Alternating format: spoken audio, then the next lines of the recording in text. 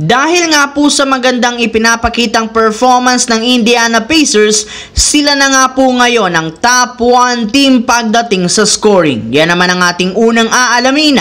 Nasasabayan ko na rin ang balitang malaki ang posibilidad na i-trade na lamang ng Golden State Warriors si Andrew Wiggins kapag hindi pa nagbago ang laro nito, at ang balitang opisyal na nga pong pumayag ang Chicago Bulls front office sa request ni Zach LaVine, DeMar DeRozan at Alex Caruso. Pag-uusapan na rin natin ngayon ang naibalitang museum ni LeBron James. Kaya mga idol, tara!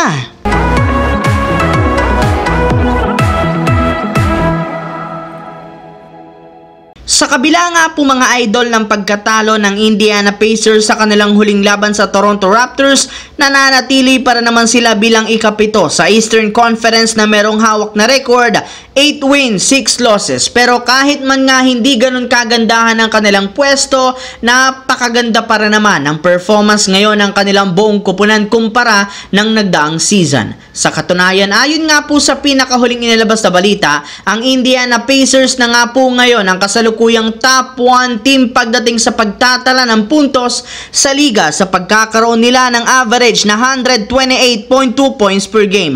At mostly dahil nga yan sa syempre magandang laro ng kanilang player na si Tyrese Haliburton na nag-average ngayong season ng 25.3 points na may kasamang 12 assists per game sa kanyang 52% shooting. Ang kaso lang meron pa rin naman ngang napakalaking butas o kahinaan ngayon ng kanilang koponan, at yan nga po ang napakalamya nilang depensa since sobrang nahihirapan sila na i-hold ang kanilang kalaban ng hindi lalampas sa 100 plus points. Samantala, pumunta naman tayo sa ating pangalawang storya sa balitang malaki ang posibilidad na i-trade ng Golden State Warriors si Andrew Wiggins kung hindi magbabago ang laro nito. Since nga po wala pa rin namang magandang nangyayari ngayon sa kasalukuyang lineup ng Warriors, patuloy syempre nila ang pagkatalo sa kanilang mga nakaraang laro at pagbagsak nila sa standings ng West, nararapat na nga talaga na gumawa ang kanilang front office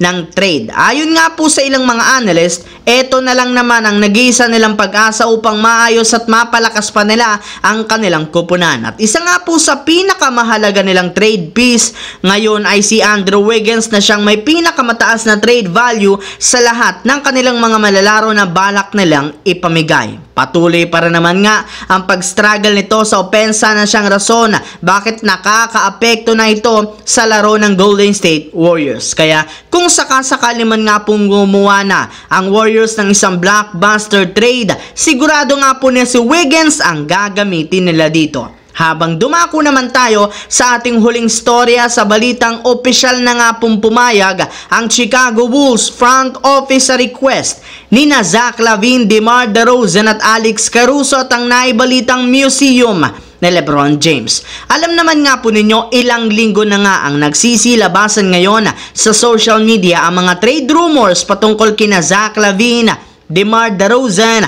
at Alex Caruso dahil sa patuloy na pagkatalo ng Chicago Bulls. At base pa nga po sa pinakahuling nilabas sa balita, mismong front office na nga po ng Bulls ang nagsabi na payag na sila na buwagin ang kanilang buong lineup at sundin ang nire-request na trade sa kanila ng kanilang mga players na sina Zach LaVine, DeMar DeRozan at Alex Caruso. Yes mga idol, tama nga po inyong narinig, gagawa nga po ang Chicago Bulls ng isang blockbuster trade sa mga susunod na linggo. Kaya kailangan nga talagang paghandaan ito ng mga koponan na interesado kina LaVine, DeRozan at Caruso katulad na lamang ng Los Angeles Lakers. And speaking of Lakers, may lumabas nga pong balita na magbubukas na nga po ang museum ni LeBron James sa lugar ng Akron, Ohio sa darating na November 25. Yes mga idol, ang exhibit ngang ito exclusive lamang sa lugar ng Akron, gayong makikita nga dito ang ilang mga bagay na nakadikit na sa buong buhay ni LeBron James,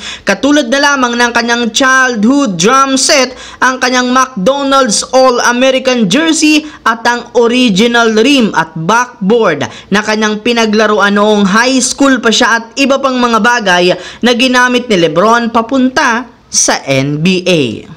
Ang videong ito mga idol ay hatid sa inyo ng Aurora Game, isang play-to-earn mobile app na kung saan pwede kang kumita habang nag-e-enjoy ka. Maraming mga games dito mga idol gaya ng Color Game na alam kong siguradong mananalo kayo. Dragon versus Tiger na simple lang, pipili ka lang kung Dragon ba o Tiger ang mananalo. Meron ding Toss a Coin na alam kong alam nyo na at marami pang iba. Sobrang dali lang mag-register, gamit lang ang iyong mobile number, hintayin ang verification code at gumawa ng password. Madali lang din mag-cash in at pag panalo, cash out agad gamit ang iyong GCash account. Kaya ano pang hinihintay nyo mga idol? Mag-download na at manalo. Nasa comment section ang link para makapagsimula na kayo. So yun lamang mga idol ang ating bagong balita ngayon. Once again, this is your J-Zone TV. Huwag kalimutang mag-like at syempre mag-subscribe na rin. Pindutin ang notification bell sa akin channel. I-follow, bisitahin at i-like ang ating Facebook page, J-Zone TV. Maraming salamat mga idol. Hopefully, nag-enjoy kayo ngayong araw na ito.